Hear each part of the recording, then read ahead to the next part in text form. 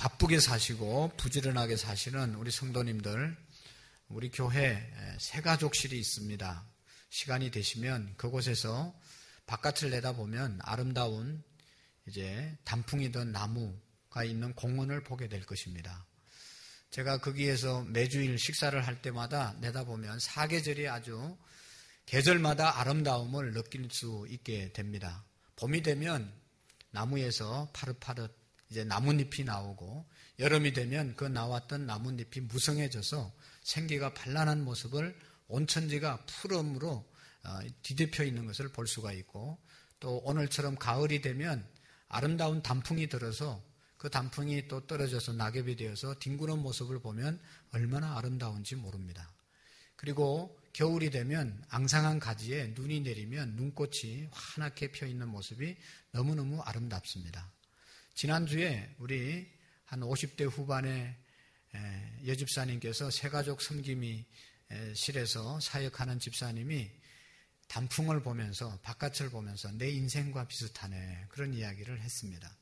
그래서 생각했습니다. 한 주간 동안 우리 인생을 돌아보면서 우리 인생이 사계절에 비유해 볼 수 있다, 그렇게 우리가 생각해 볼 수 있지 않겠습니까? 봄은 사춘기 시절이라고 우리가 볼 수 있습니다. 모든 것이 만들어지고 에너지가 넘치고 생기발랄한 사춘기의 봄의 계절이 있습니다. 거기에 비해서 가을이라고 하는 것은, 가을은 아무래도 단풍이 들고 낙엽이 지고 쓸쓸하고 바깥으로 나가는 것보다는 안으로 들어오는 그러한 외로움을 좀 느끼고 고독함을 느끼고 돌아보게 하는 그런 계절이 가을이 아닌가 생각이 됩니다. 여러분, 우리 인생의 사계절 중에 이제 사춘기를 어린 시절에 비유하면, 우리 지금 대부분의 성도들이 40대를 지난 후반에 또 40대를 지난 분들이 대부분인데, 우리의 삶은 지금 사축입니다. 가을입니다. 누가 뭐라고 해도. 그래서 이 가을에는 고독과 허물을 실감하게 되는 그런 계절이고, 가을이 되면 나무에 또 풀에 단풍이 드는 것처럼 인생도 가을이 되면 단풍이 듭니다. 까맣던 머리들이 하얗게 물들고 또 찬바람이 살살살살 불어서 우리의 마음을 이제 쓸쓸하게 만드는 것을 볼 수가 있습니다. 봄바람이 불면 이 봄바람을 사람을 바깥으로 나가게 만들고, 이 봄바람은 이 모든 이제 이 식물에 생기를 주고 나뭇잎을 피게 하지만, 가을의 바람은 자꾸 안으로 들어오게 하고 낙엽이 떨어지게 하고 쓸쓸하게 되는 것이 바로 가을의 바람입니다. 그래서 이 가을에는 인생의 고뇌와 고독, 아픔을 체험하는 그런 시기가 되는 것입니다. 미국의 가족 관계 학자였던 모리슨이라는 사람은 20대는 가정을 생각하고 30대는 재물을 생각하고 40대는 불안을 생각하게 된다고 말했습니다. 중년기의 인생들은 낙심하기가 쉬운 때라고 그렇게 표현했습니다. 살아온 인생을 되돌아보면 의기소침해질 수밖에 없는 그런 인생을 우리가 살아왔습니다. 성공을 향해서 목표를 세우고 열심히 달려왔지만, 지금 40, 50, 60이 돼서 되돌아보면 내가 세웠던 계획과 또 목표를 다 이룬 사람도 있지만, 대부분의 사람들이 이루지 못하고 나는 뭘 했나 스스로 자기 자신을 돌아보게 되고 자기 연민에 빠지는 것을 보게 됩니다. 직장에서도, 사회생활 하면서도 보면 이제 직장에서 이 조기 퇴직을 압력을 받습니다. 이러한 현실 속에서 꿈은 깨지고 목표는 이루지 못한 채 살아가는, 그래서 갈등을 일으키는 시기가 바로 이 사춘기의 시기라고 볼 수가 있습니다. 사춘기는 꿈을 향해서 달려간다고 하면, 사춘기의 시기는 이 꿈을 이제 꿈이 부서지고 절망하는 때라고 말할 수가 있습니다. 인생의 고비가 많지만 중년의 고비는 참으로 힘들고 위기입니다.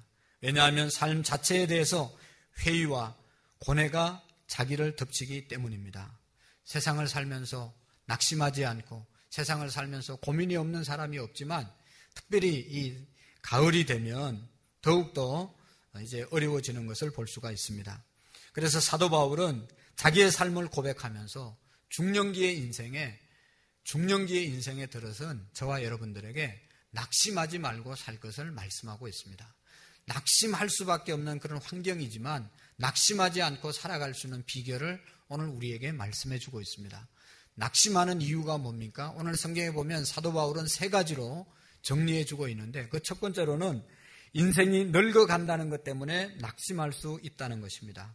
우리의 겉사람이 후패해지는 것 보고 낙심하고 또 절망하는 그런 사람이 있다는 겁니다. 두 번째로는 환난을 당하는 모습, 환난을 당할 때 사람들은 낙심하는 것입니다. 그리고 세 번째로는 눈에 보이는 것 때문에 낙심하며 살아간다는 것입니다.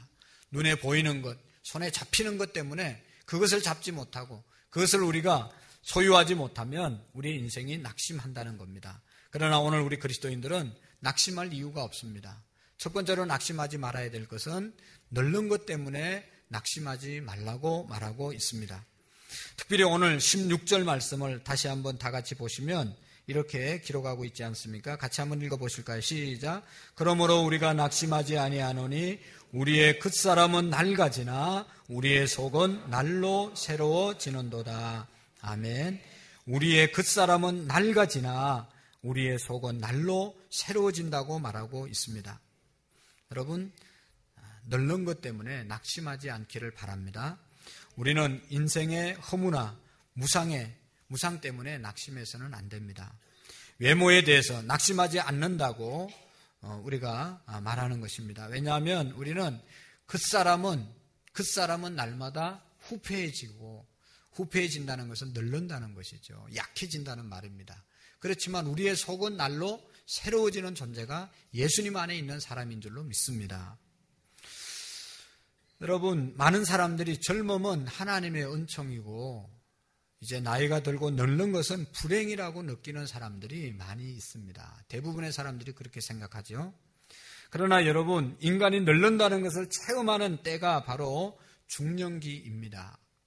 40이 넘으면 아무리 화장을 해도 사실은 화장빨이 잘 받지 않습니다. 그리고 여러분, 아무리 주름을 피우려고 해도 그 주름은 여전히 남아있는 것입니다. 사춘기의 인생이 되면 신체의 변화가 급격하게 생겨지게 됩니다. 자신이 늙고 있다는 사실에 대해서 거울 앞에 설 때마다 고민스럽고 머리가 휘어지고 피부가 탄력이 없어지고 눈은 침침해지고 비가 오면 온몸이 쑤시고 또 시간만 있으면 눕고 싶은 그런 생각을 하게 되는 것이 사춘기의 인생입니다. 그래서 어떤 사람은 이런 이야기를 했습니다. 한 손에 가시를 들고 한 손에 막대기를 들고 늙는 길을 가시로 막고 오는 백발을 막대기로 막았더니 백발이 먼저 알고 지름길로 왔구나. 그런 이야기를 했습니다. 사춘기에 접어들면 육체적으로 신호가 옵니다. 수십 년 동안 사용했던 몸이 사용료로 자꾸만 병원에 가야 됩니다. 그리고 20대에 아이를 낳은 후 후유증 때문에 계속 몸이 좋지 않기 시작을 합니다. 40이 넘으면 참으로 몸의 마디마디마다 아픔을 느끼고 살아가는 그런 시기가 되어집니다. 여러분, 육체의 늙음에 대해서 가장 민감한 사람들은 남성보다는 여성입니다. 그래서 어떻게 해서든지 나이가 들면 그 나이를 느끼지 않고 자기의 미모를 유지하기 위해서 애를 씁니다. 그것을 소위 발악한다고 말합니다. 아무리 노력해도 여러분, 주름 다 있고 아무리 비싼 화장품 발라도 보면 표시가 납니다. 짧은 치마를 입고 폼을 잡아보지만 다리를 보면 벌써 나이가 다 나타납니다. 우리의 외모 때문에 우리는 낙심하지 말아야 합니다. 근데 사람들은 낙심할 때가 많습니다. 우리가 어릴 때도 보면 외모 때문에 낙심합니다. 아이를 다 길러놓고 아이 길러다가 다 늙었다고 말합니다. 그래서 이제는 앨범을 펴놓고 왕년의 시절을 즐기면서 내가 왕년에 이랬다고, 나는 왕년에 이렇게 날씬하고 이뻤다고 그런 이야기를 합니다. 아무 부질없는 짓입니다. 인간은 모두가 다 젊어지고 싶은 욕망을 가지고 있지만 여러분, 우리는 갈 길을 가야 되는 존재입니다. 나이가 먹어갈 때마다 기억해야 될 것 한 가지가 있는데 그것은 우리는 하나님께서 흙으로 만드셨기 때문에 우리의 흙으로 만든 인생은 점점 아무리 우리가 가꾸어도 후패해지고 낡아지고 언젠가는 쓰러질 육신이라는 것을 기억하고, 또 한편으로는 우리의 육신이 무너져야만, 우리의 육신이 후패해져야만 우리 속에 있는 영혼이 하나님 앞에 설 수 있게 되는 것입니다. 그러니까 육신이 후패해진다는 것은 다른 말로 말하면 하나님 앞에서 점점 새로워지고 하나님 앞에 설 날이 점점 다가오고 있다고 생각하고 감사함으로 받아들일 수 있어야 합니다. 가을을 보고 내 인생과 같다. 언젠가는 나도 내 낙엽이 돼서 사라지겠지. 쓸쓸한 생각이 할 것이 아니라 내 인생이 언제나 저렇게 단풍처럼 아름답게 변화돼서 하나님 앞에 설 것을 기대하고 감사하면서 우리가 살아야 될 줄로 믿습니다. 여러분, 하나의 밀을 보면 이 밀이 껍데기가 썩어져야만 그 안에서 싹이 나오고 다른 또 이제 싹이 나와서 열매를 맺는 것 아니겠습니까? 그 껍데기가 썩지 않겠다고 그대로 있으면 그냥 계속 그대로 있는 것이지만, 이게 썩어 없어지면 그 안에서 새로운 싹이 나는 것처럼 우리의 생명이, 내 육신이 무너지지 않겠다고, 육신의 장막이 무너지지 않겠다고 그대로 있으면 하늘나라 갈 수 없는 겁니다. 고린도후서 6장에 보면 사도 바울이 이렇게 말하고 있지 않습니까?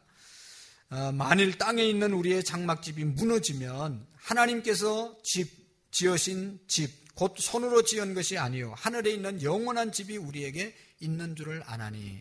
이 말은 육신의 장막이라고 하는 것은 우리의 몸을 말하는 것입니다. 우리의 몸이 무너지는 그날 우리의 영혼이 하나님 앞에 서는 것이지, 우리의 몸이 무너지지 않으면 우리의 영혼이 하나님 앞에 설 수 없는 것입니다. 그런 거로 우리의 육신이 낡아지는 것 우리가 감사하면서 받아들여야 되고, 사도 바울은 하늘에 대한 소망 때문에 우리는 낙심할 필요가 없다고 말하는 것입니다. 두 번째로 우리는 환난이 와도 낙심할 필요가 없다는 것을 말씀하고 있습니다. 17절의 말씀에 보면 우리의 잠시 받는 환난에 경한 것이 지극히 크고 영원한 영광에 중한 것을 우리에게 이루게 하려 함이라. 이 말씀은 무슨 말씀인가 하면 우리가 잠시 받는 환난이 경한 것이 있습니다. 우리가 이 세상을 살면서 환난을 당합니다. 그렇지만 이것은 경한 것이다. 가벼운 것이다. 왜냐하면 영원한 것에 비하면 우리가 이 땅을 살면서 당하는 환난은 가볍다는 것입니다. 우리가 누릴 영광이 더 크기 때문에 우리가 이 땅 가운데서 받는 환난은 가벼운 것이라고 말씀하고 있습니다. 여러분, 우리의 육체는 정말로 환난의 연속입니다. 여러 가지 환난과 고난 속에서 슬픔을 당하면서 우리가 살아갑니다. 그래서 성경의 기자는 이렇게 말하고 있지 않습니까? 우리의 연수가 70이요 강건하면 80이라도 그 연수의 자랑은 수고와 슬픔뿐이다. 우리가 건강하면 80까지 살지만 80까지 살고 요즘 100세 시대라고 하지만 돌아보면 수고와 슬픔뿐이지 남은 게 뭐가 있냐, 그런 이야기죠. 육체적인 질병, 이별, 죽음, 슬픔, 배신, 인격적인 명예 손실, 사업의 실패, 가정의 파탄 등등 환난, 고난들이 우리 가운데 얼마나 많이 있습니까? 근데 돌아보면 가장 큰 환난이 뭡니까? 가장 큰 고난은 죽음입니다. 두 번째로 육체의 질병입니다. 육체의 질병이 왔을 때 우리는 낙심하게 되고 약하게 되는 것이죠. 또 세 번째로는 실패입니다. 사람이 실패할 때 약해지고 그것이 환난이고 고난인 것입니다. 제일 큰 고난, 그것은 바로 죽음이고, 그런데 사도 바울은 이 죽음까지도 경한 것이다, 가벼운 것이다, 그렇게 말하고 있습니다. 사도 바울은요, 자기 일생을 돌아보면 환난의 연속인 것을 고백하고 있습니다. 그의 생애는 이렇다고 말하고 있는데, 고린도후서 11장에 보면 내가 수고를 넘치도록 하고 옥에 갇히기도 더 많이 하고 매도 수없이 맞고 여러 번 죽을 뻔하였으니 유대인들에게는 40에 하나 감한 매를 5번 맞았으며 3번 태장에 맞고 1번 돌로 맞고 3번 파선하였는데 일주야를 기품에서 지냈으며 여러 번 강의 위험과 강도의 위험과 동족의 위험과 이방인의 위험과 시내의 위험과 광야의 위험과 바다의 위험과 거짓 형제의 위험을 당하고 또 수고하여 애쓰고 여러 번 자지 못하고 줄이고 목마르고 여러 번 굶고 춥고 헐벗었노라. 사도 바울의 생애를 보면 매 맞고 핍박을 받고 그냥 다른 사람들에게 어려움을 당한 이런 생애를 회상합니다. 그것밖에 없었습니다. 이보다 더한 환난의 목록을 가진 사람은 세상에 없을 것입니다. 우리가 힘들고 어렵다고 하더라도 사도 바울처럼 매일 매맞고 너무너무 힘든 삶을 산 사람이 없을 겁니다. 사도 바울은 더 나가서 이렇게 고린도후서 1장 8절 9절에 보면 자기 생애를 이렇게 해고합니다. 형제들아, 우리가 아시아에서 당한 환난을 너희가 알지 못하기를 원치 아니하노니 힘에 지나도록 심한 고생을 받아 살 소망까지 끊어지고 우리 마음에 사형 선고를 받은 줄 알았으니, 아시아에 있을 때 너무 고통이 심해서 나는 이제 사형 선고를 받았나 보다, 그렇게 절망했을 때가 있었다는 것이죠. 이만큼 사도 바울은 힘든 생애를 살았지만, 이 환난을 당했지만, 고난을 당했지만 이것이 경한 것이다, 가벼운 것이다, 그렇게 고백을 하고 있는 것입니다. 사도 바울의 전생에는 환난의 연속이었습니다. 그는 젊은 날 사도로 부름을 받고 죽을 때 목배임을 당해서 순교했습니다. 그런데도 그는 이것에 대해서 잠시 받는 환난이라고 말했습니다. 일생 동안 환난 가운데 살았는데 그는 잠시 환난을 받았다고 말했습니다. 왜냐하면 영혼에 비하면 자기가 살면서 받은 고난은 아무것도 아니라고 고백하고 있습니다. 환난이 그렇게 무겁고 자신만이 당하는 환난이었는데 왜 가볍다고 사도 바울은 고백할 수 있었겠습니까? 그 이유는 첫 번째로 세상에 살면서 자기보다 더 큰 환난을 당하는 사람이 있다는 것을 생각했습니다. 자기도 고난을 당하고 환난을 당하지만 나보다 더 큰 환난을 당하는 사람도 있을 것이다 생각하고 위로를 받고 자기가 당하는 환난을 경한 것이라고 말했습니다. 여러분, 오늘 우리는 어떻습니까? 오늘 우리 중에 나보다 더 힘든 사람이 세상에 어디 있어? 나만큼 고난을 당하는 사람이 세상에 어디 있어? 라고 생각하고 이 자리에 올라오신 분은 없습니까? 그런 사람은 감사해야 합니다. 여러분, 내 발로 걷고 걸을 수 있다는 사실 하나만으로도 우리는 너무너무 감사한 일인 것입니다. 지난주에도 우리 집사님이 사고가 나서 병원에 갔는데, 병원에 가니까 전신이 다쳐가지고 손가락 다쳐서 이래가 다니는 사람, 발 다쳐서 제대로 걷지 못하는 사람, 그건 뭐 아무것도 아니죠. 언젠가 서울대학교 응급실에 가봤는데 그냥 응급실에 환자들이 그냥 금방 죽을 사람들이 줄을 얼마나 큰 병원에 가득 차 있는 모습을 볼 수가 있었습니다. 여러분, 나만큼 고난을 당하는 사람이 어디 있어? 생각하는 사람이 있을지 모르지만 그런 생각할 수 있다는 자체를 우리가 감사해야 합니다. 이 자리에 올라올 수 있는 자체가 너무너무 하나님의 은혜를 받은 것임을 믿으시기를 바랍니다. 또 왜 환난을 경한 것이라고 말했습니까? 사도 바울은 나 같은 사람이 사도가 되고 나 같은 사람이 예수님 안에서 구원받은 것 생각하니까 너무너무 감사한 겁니다. 그래서 예수님 믿는 것 때문에, 남은 생애 때문에 환난을 당하는 것은 가볍다고 말했습니다. 사도 바울은 예수 믿는 사람들을 잡아서 핍박하고 죽이는데 앞장섰던 사람입니다. 핍박했던 사람입니다. 악한 사람이었습니다. 나쁜 짓 많이 했던 사람입니다. 그러나 사도 바울이 이제는 그런 자기가 하나님의 은혜로 구원을 받고 복음을 전가하고 이제 이 세상을 떠나면 하나님 나라 갈 것을 생각하니까 너무너무 감사했다는 것이죠. 그래서 예수 믿으면서 복음을 전가하면서 당하는 환난은 내가 전에 예수 믿는 사람 핍박하는 것에 비하면 아무것도 아니다 라고 말했던 것입니다. 하나님의 은혜가 아니었으면 지옥의 어둠에서 이를 갈며 슬피 울며 탄식할 사람이라는 사실을 알았기 때문에 그가 당하는 환난은 아무것도 아니라고 말했습니다. 더구나 여러분, 우리가 당하는 환난은 우리가 누리는 복과 비교하면 비교할 수 없는 것입니다. 우리가 고통 가운데서 기도할 수 있다는 것이 복이고, 우리가 죄사함 받고 하나님의 자녀가 됐다는 것이 감사하고 하나님의 축복인 줄로 믿습니다. 여러분, 예수님 믿으면서 교회 섬기면서 여러 가지 힘든 일이 있을 줄로 압니다. 그러나 여러분, 이 세상을 떠나서 하나님 나라에 들어가서 받을 상급에 비유하면 비교할 수 없다는 것이죠. 그래서 사도 바울은 로마서 8장에서 현재의 고난은 장차 나타날 영광과 좋게 비교할 수 없다고 고백했습니다. 존 칼빈이라는 우리 장로교를 창설한 존 칼빈은 죽으면서 눈을 감으면서 이 말씀을 계속 암송했다고 그러잖아요. 내가 지금 현재 고난은 장차 하나님 앞에 서서 받을 영광과는 비교할 수 없다. 그러면서 그 말씀을 선포하면서 세상을 떠났다는 것입니다. 여러분, 이런 신앙적인 자세를 가지면 환난 중에도 우리가 낙심하지 않을 줄로 믿습니다. 혹시 여러분 환난을 당하는 분이 계십니까? 예수님 때문에 환난을 당하고 어려움을 당하면 나중에 하나님께서 우리에게 주실 축복에 비하면 아무것도 아니라는 사실을 믿으시기를 바랍니다. 여러분, 이제 나이가 40이 넘었으면 밖의 삶에서 안으로 들어오는 삶을 사셔야 합니다. 땅의 삶이 아니라 위의 것을 바라보는 삶을 사셔야 합니다. 이제 세상만 바라보는, 시간만 바라보는 그런 삶이 아니라 영혼을 바라볼 수 있는 눈을 우리가 갖고 사셔야 이 가을에 낙심하지 않을 수 있는 것입니다.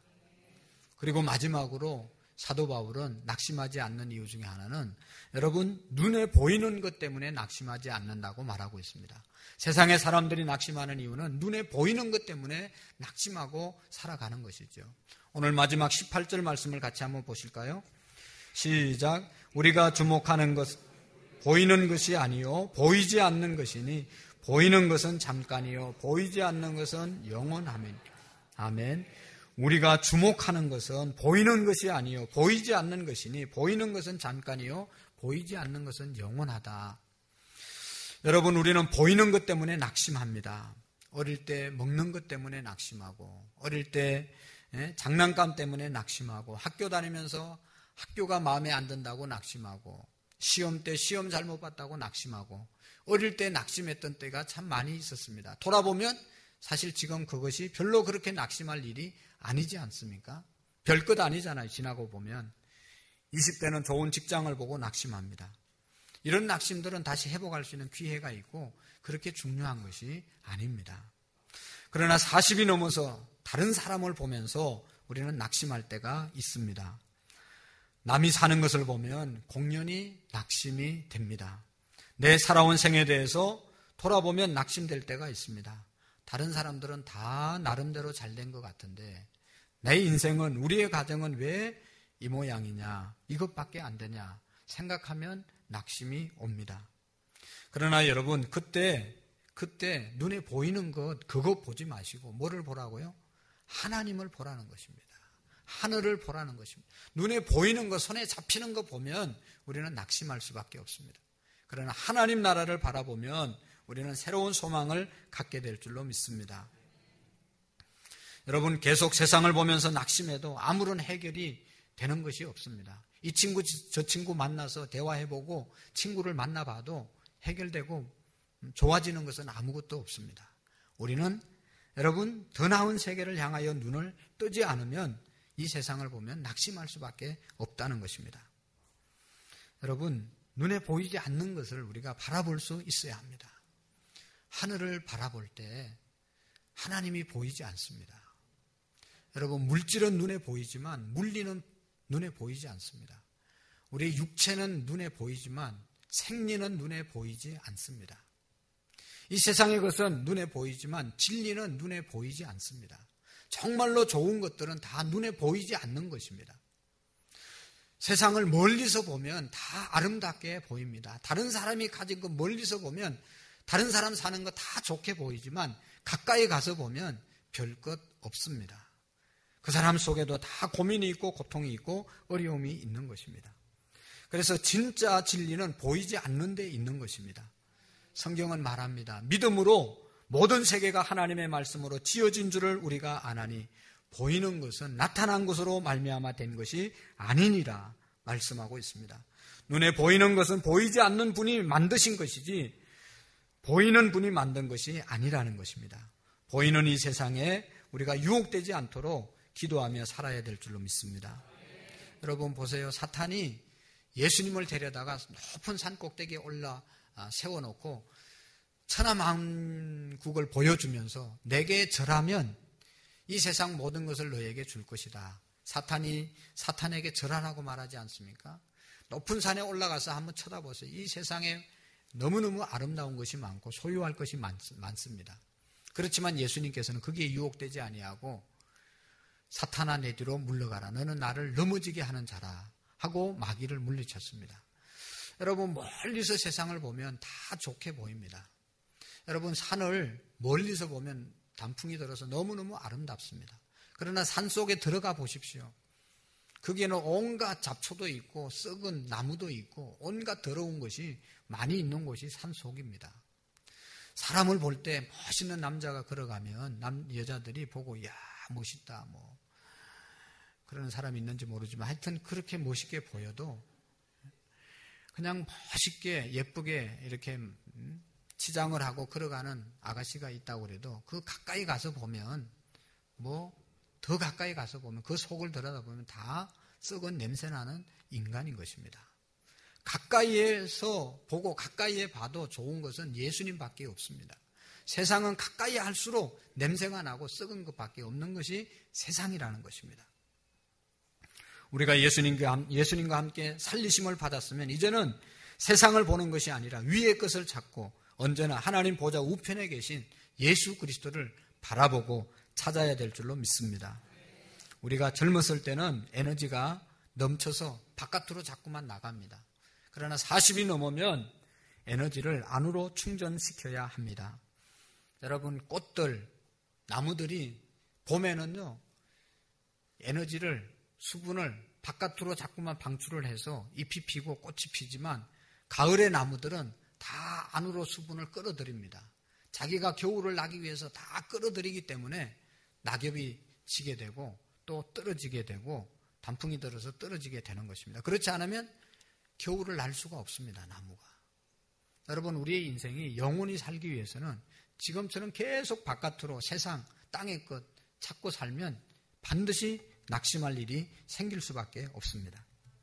우리의 인생도 나이가 들수록 자기의 삶의 방향을 하나님께로 향해야 한다는 것입니다. 겉사람은 속사람으로 바뀌어야 되고 이 세상에서는 이제는 천국으로 다가가야 합니다. 보이는 세상이 아니라 보이지 않는 세계로 우리의 영혼이 나아가야 된다는 것입니다. 물질적인 세계에서 좀 더 정신적인 세계로 전환이 필요한 것입니다. 여러분, 나이가 40이 넘었는데도 자꾸만 외적인 것만 추구하면 우리의 심령이 흔들리게 되고 언젠가는 크게 낙심하게 될 것입니다. 여러분, 가을이 되면 열매를 맺지 않습니까? 그 열매는 두 가지 역할을 합니다. 하나는 열매 안에 씨가 있습니다. 이 씨는 다음에 또 생명을 낳게 됩니다. 그리고 나머지 이 과일은 맛을 내지 않습니까? 그래서 이 맛은 사람들에게 유익을 주고 맛을 내게 합니다. 그 씨는 생명을 내게 합니다.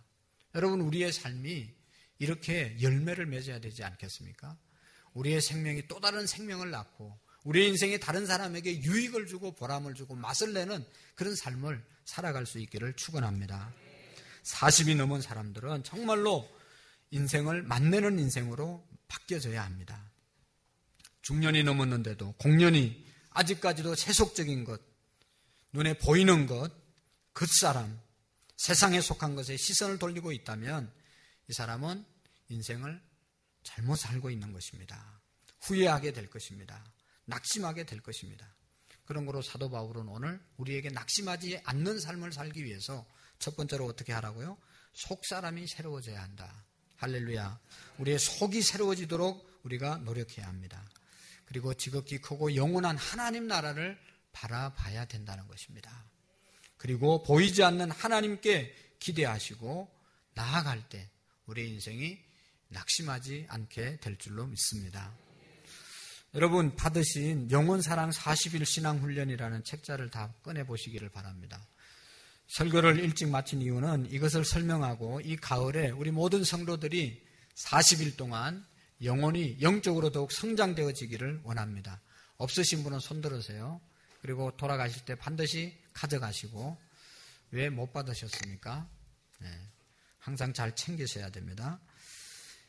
영혼사랑 40일 신앙훈련. 영혼사랑 40일 신앙훈련이란 무엇인가? 한 장 열면 하나님과 이웃을 사랑하며 복음 전파에 힘쓰는 안산구로문교회 비전을 40일간 훈련하고자 합니다. 말씀을 읽고 암기하며 기도하고 전도하는 생활이 우리의 삶 가운데서 자연스럽게 이루어질 때 아름다운 성도의 삶이 펼쳐집니다. 40일 동안 자신의 삶과 가족 그리고 교회를 위하여 기도하고 훈련하며 굳건하게 서는 기회가 되기를 소망합니다. 이런 취지를 가지고 여러분 교회 나와서 말씀을 듣고 기도하는 것도 중요한데 혹 못 나오고 또 집에 있더라도 늘 말씀 또 하나님과 가까이 하기 위해서 이런 이제 시간을 가져봅니다. 그래서 내일부터 하루에 한 장씩 거기 날짜가 있죠. 2014년 10월 27일 월요일 날은 우리가 성경을 아모스 1장부터 3장까지를 읽으시고 또 로마서에 있는 말씀 그 다음에 기도는 안산구름문 교회를 위해서 기도하고 그 안산구름문 교회를 위해서 기도할 기도의 내용은 제일 뒤에서 두 번째 장에 보면 기도 제목이 적혀 있습니다. 그 기도 제목을 읽으면서 마음속으로 기도하면 되시겠고요. 그 다음에 말씀을 좀 암송하시고 우리가 암송을 뭐 시험 보는 거 아니니까 여러 번 읽어보시고 암송하려고 애를 쓰고 그래서 일주일에 7개를 암송할 수 있다면 우리의 영은 충만해질 겁니다. 그리고 성경을 읽는 동안 우리의 영혼이 충만해지는 것을 여러분들이 경험하게 될 것입니다. 그래서 성경을 읽고 체크하고 기도하고 체크하고 또 암송하고 체크하고 그 다음에 전도와 교제가 있습니다. 지금 우리는 해피데이를 진행하고 있는데 반드시 예비신자를 만나야 되는데 거기에 그렇게 기록을 하십시오. 나는 오늘도 어디에서 누구에게 복음을 전했다. 뭐 직장에서도 좋고 어디에서든지 만나는 사람에게 복음을 전하고 그 다음에 나는 오늘도 어디에서 누구와 만나 교제했다. 교제를 하시고 체크하시고 그 다음에 마지막으로 오늘 감사한 일에 메모해 주십시오. 그래서 좀 메모를 해보시고 그 다음 날은 두 번째 날은 또 두 번째 매뉴얼이 있습니다. 기도 제목들이 매일마다 달라지는데요. 반복해서 나오는 것도 있고 하여튼 기도와 말씀으로 이 가을을 우리가